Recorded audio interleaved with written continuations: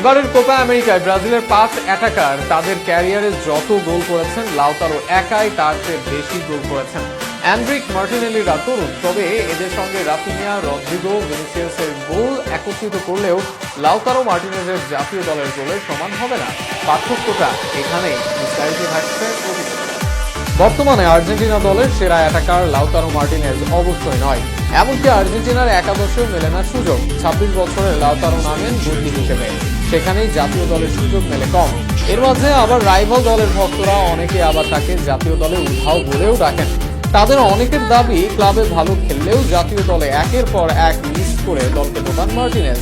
অথচ যেই দলের সমর্থকদের এই দাবি, সেই দলের অ্যাটাকারদের সম্মিলিত গোল সংখ্যা ছাড়িয়ে যেতে পারেনি এক মার্টিনেজকে।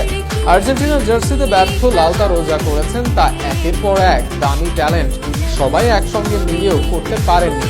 শুধু বলার জন্য বলা নয়, পরিসংখ্যান সেসব সাক্ষী দেবে। আর্জেন্টিনার জার্সিতে 6 বছর ধরে খেলে যাচ্ছেন লাউতারো মার্টিনেজ। এই 6 বছরে গোল করেছেন 25 বার।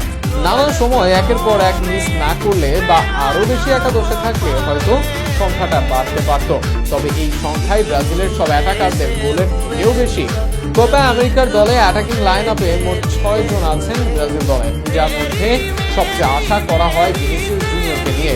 এই বছর ব্যালন ড'রের দৌড়ে থাকা ভিনিসিয়াস ব্রাজিল জাতীয় দলে করেছেন মাত্র 3 গোল। দিনের থেকে আরেক রিয়াল মাদ্রিদ উইঙ্গার রদ্রিগোর অবস্থা হলুদ জার্সিতে কিছুটা ভালো, তিনি করেছেন মোট 6 গোল। রাইট উইংয়ে অনেক দিন ধরেই নিয়মিত মুখ রাফিনিয়া, বার্সেলোনার অন্যতম সেরা উইঙ্গার। সব মিলিয়ে দেশের জার্সিতে করেন রদ্রিগোর সমান 6 গোল। মূল একাদশের এই খেলোয়াড়দের বাইরে দলে আছেন আরো 3 জন। এর মাঝে আছেন আর্সেনালের গ্যাব্রিয়েল মার্টিনেলি, তিনি করেছেন মোট 2 গোল। আরেক উইঙ্গার সেভিও এখনো গোলের খাতা খুলতে পারেনি।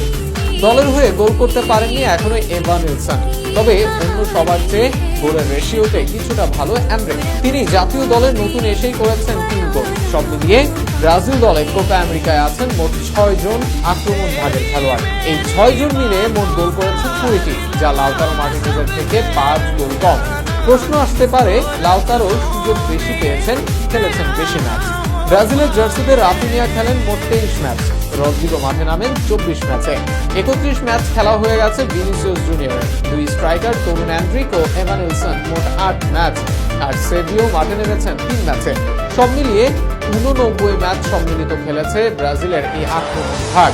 সেখানে লাউতারো খেলেছেন মোট 59 ম্যাচ, যা সংখ্যায় ব্যবধান 30। সব মিলিয়ে এখানে স্পষ্ট জাতীয় দলে কতটা দুর্দশা ব্রাজিলের অ্যাটাকারদের। বলা বাহুল্য, চিলি আর কোস্টারিকার বিপক্ষে ব্রাজিল ও আর্জেন্টিনার ফল শেষে এসেছে ভিন্নতা, সেটা লাউতারোর সঙ্গে অন্যদের তুলনা করলেই অনুমান করা যাবে।